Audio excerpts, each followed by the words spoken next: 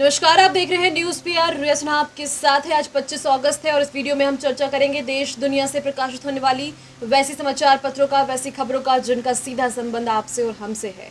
सबसे पहली खबर, जनसत्ता से उद्धव ठाकरे को थप्पड़ मारने वाली टिप्पणी पर राणे गिरफ्तार। देर रात केंद्रीय मंत्री को मिली जमानत। महाराष्ट्र में कई जगहों पर प्रदर्शन जारी।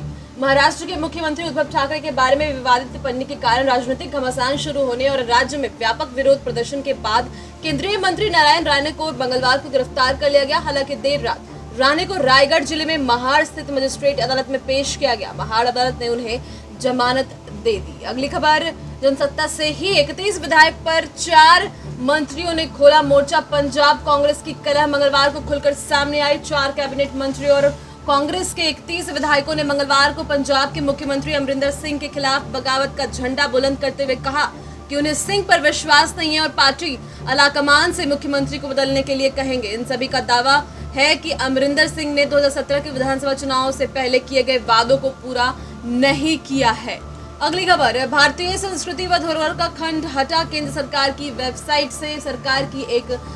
से भारतीय संस्कृति के एक खंड को मंगलवार को पूरी तरह से हटा दिया गया। एक दिन पहले ही मुगल साम्राज्य को अब तक के सबसे महान साम्राज्यों में एक बताने वाले एक अनुच्छेद को तब हटा दिया गया था जब केंद्रीय संस्कृति मंत्रालय को ट्रैक करते हुए एक शिकायत सोशल मीडिया पर डाली गई थी। अगली खबर, सुरक्षा बलों के साथ मुठभेड़ में 3 आतंकवादी मारे गए। जम्मू कश्मीर के बारामूला जिले की घटना। जम्मू कश्मीर के बारामूला जिले में सुरक्षा बलों ने एक मुठभेड़ में मंगलवार को लश्कर-ए-तैयबा के 3 आतंकवादियों को ढेर कर दिया। इसके साथ ही घाटी में बीते 24 घंटे में मारे गए आतंकवादियों की संख्या बढ़कर 5 हो गई। पुलिस ने यह जानकारी दी। उधर जम्मू कश्मीर में पुलिस के एक वरिष्ठ अधिकारी ने राजौरी में आतंकवाद से संबंधित गतिविधियों पर चिंता व्यक्त करते हुए पुलिस कर्मियों को सतर्क व सक्रिय रहने का निर्देश दिया है। अगली खबर, अफगानिस्तान से लाई गई गुरु ग्रंथ साहिब की प्रांतिया। 44 अफगान सिखों सहित 78 और लोग दिल्ली पहुंचे। केंद्रीय मंत्री हरदीप सिंह पुरी और वी मुरलीधरन ने मंगलवार को सिखों के धर्म ग्रंथ गुरु ग्रंथ साहिब की 3 प्रतियों को आदर पूर्वक ग्रहण किया। काबुल से तजाकिस्तान के दुशांबे होते हुए एयर इंडिया की विशेष उड़ान मंगलवार भारत पहुंची और इसी विमान से गुरु ग्रंथ साहिब की ये तीनों प्रांतीय और 44 अफगान सिख लाए गए। भारत सरकार के साथ अफगानिस्तान से निकासी प्रयासों में समन्वय करने वाले लोगों के अनुसार गुरु ग्रंथ साहिब की 3 प्रांतियों को यहाँ न्यू महावीर नगर में गुरु अर्जन देव की गुरुद्वारा ले जाया गया। अगली खबर, व्हाट्सएप पर भी बुक करा सकेंगे टीके की स्लॉट। व्हाट्सएप के जरिए अब टीकाकरण के लिए स्लॉट समय भी बुक कर सकते हैं। केंद्रीय स्वास्थ्य मंत्री मनसुख मंडाविया ने मंगलवार को यह ऐलान किया। इससे पहले व्हाट्सएप के जरिए टीकाकरण प्रमाण पत्र डाउनलोड करने की सुविधा दी गई थी। मंडाविया ने ट्वीट किया, नागरिक सुविधा के एक नए युग का मार्ग प्रशस्त किया गया है। अब आप अपने फोन से कुछ ही मिनटों में टीकाकरण के लिए आसानी से स्लॉट बुक कर सकते हैं। सबसे पहले 9013151515 नंबर को सेव करना होगा। इसके बाद बुक स्लॉट लिखकर इस नंबर पर भेजना होगा। इसके बाद मिले 6 अंक के ओटीपी को भेजना होगा। ओटीपी दर्ज कर टीकाकरण की पसंदीदा तारीख, जगह और टीका चुनना होगा। इसके बाद स्लॉट बुक हो जाएगा।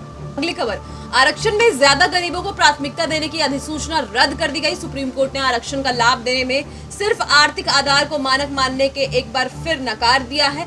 मंगलवार को हरियाणा सरकार को सुप्रीम कोर्ट से बड़ा झटका लगा है। अदालत ने सरकारी नौकरी और शिक्षण संस्थाओं में प्रवेश में ओबीसी की 6 लाख रुपए सालाना आय वाली नॉन क्रीमीलेयर में 3 लाख रुपए सालाना आय वाले ज्यादा गरीब वर्ग को आरक्षण का लाभ देने में प्राथमिकता देने वाली हरियाणा सरकार की अधिसूचना को रद्द कर दी है। सुप्रीम कोर्ट ने ओबीसी आरक्षण के बारे में हरियाणा सरकार की 17 अगस्त 2016 और 28 अगस्त 2018 की अधिसूचनाओं को रद्द करते हुए कहा कि इंदिरा साहनी के फैसले में कहा जा चुका है कि पिछड़े वर्ग में क्रीमी लेयर की पहचान सामाजिक, आर्थिक व अन्य आधार पर ही की जाएगी। अगली खबर, 28 महीने बाद भारत पाकिस्तान ने एक दूसरे को राजनयिकों को जारी किया वीजा।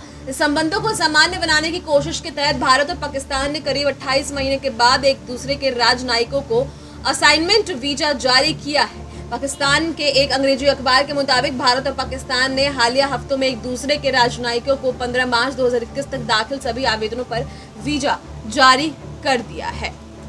अगली खबर, पंचायत चुनाव 24 सितंबर से 12 दिसंबर तक बिहार में 24 सितंबर से 12 दिसंबर के बीच 11 चरणों में पंचायत चुनाव होंगे। राज्य निर्वाचन आयोग के राज्य निर्वाचन आयुक्त डॉक्टर दीपक प्रसाद ने मंगलवार को पंचायत चुनाव की घोषणा करी है।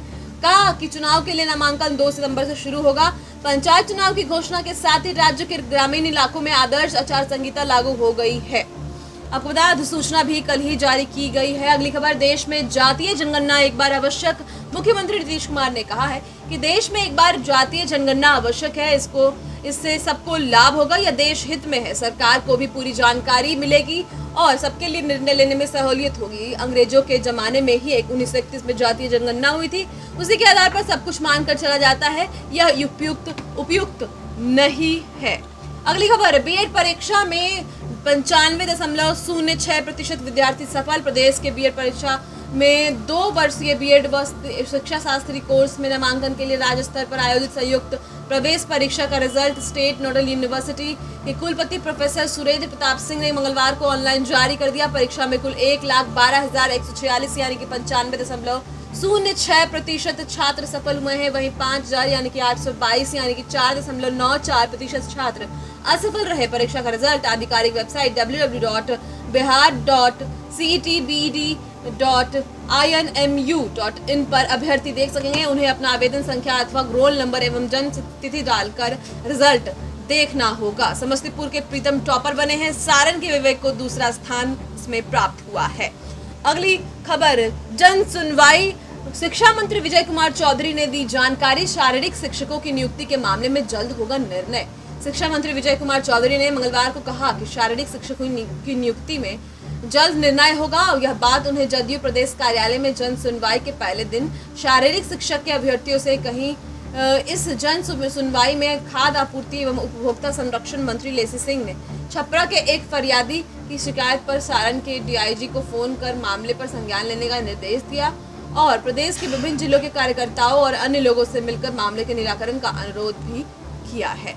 अगली खबर, बिहार में सप्ताह में 3 दिन मिलेगी ई-ओपीडी सेवा। ई संजीवनी ऐप से ऑनलाइन ले सकेंगे डॉक्टरों से सलाह। मोबाइल पर आएगा प्रिस्क्रिप्शन। सप्ताह में 3 दिन मंगलवार, बुधवार और शुक्रवार को मिलेगी यह सुविधा। पिछले साल फरवरी में अब तक 2.85 लाख लोग ले चुके हैं टेलीमेडिसिन सेवा। अगली खबर, डिप्टी सीएम व मंत्रियों के पास राज्य भर से समस्याएं लेकर पहुंचे फरियादी अफसरों को कार्रवाई का निर्देश दिया गया। जनता दरबार, डिप्टी सीएम तारकिशोर प्रसाद के अलावा भाजपा ने सहयोग कार्यक्रम और जदयू के जन सुनवाई में सुने लोगों की समस्याएं। डिप्टी सीएम से फरियाद, हुजूर जमीन खाली करवा दीजिए, दखल दिलवा दीजिए। वहीं मंगल बोले, कोरोना की संभावित तीसरी लहर से बचने में की योजना पर हो रहा काम। एफआईआर के लिए रुपया मांगता है, दारोगा कार्ड रहते नहीं मिल रहा राशन। ऐसी फरियाद लेकर जनता डिप्टी सीएम व मंत्रियों के पास राज्य भर से पहुंचे थे। अगली खबर, इंटर के विद्यार्थियों के लिए 2 खबरें। मैट्रिक व इंटर परीक्षा फॉर्म 3 सितंबर तक भरे जाएंगे। बिहार विद्यालय परीक्षा समिति ने मैट्रिक व इंटर वार्षिक परीक्षा 2022 में शामिल होने वाले छात्र छात्राओं के लिए ऑनलाइन आवेदन और परीक्षा शुल्क जमा करने की तिथि को आगे बढ़ा दिया है। पहले से 14 से 24 अगस्त तक फॉर्म भरने की तिथि निर्धारित की गई थी। अब 3 सितंबर से ऑनलाइन परीक्षा फॉर्म भर सकते हैं। पहले दिए गए मौके के बाद भी किसी अभ्यर्थी के रजिस्ट्रेशन कार्ड में गलती रह गया है तो सबसे पहले संबंधित शिक्षण संस्थान के प्रधान के द्वारा समिति के पोर्टल पर ऑनलाइन सुधार किया जाएगा। अगली खबर, तेजस की रेक से चलेगी राजेंद्र नगर नई दिल्ली राजधानी पर अभी 130 किलोमीटर की रहेगी रफ्तार।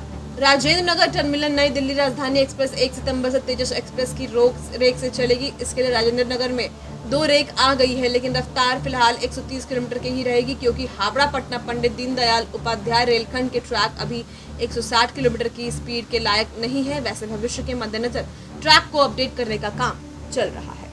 तो प्रमुख कुछ खबरों में आज इतना ही। कल फिर मिलेंगे इसी वक्त तमाम खबरों के साथ। तब तक के लिए बने रहें न्यूज़ पीआर के साथ। धन्यवाद।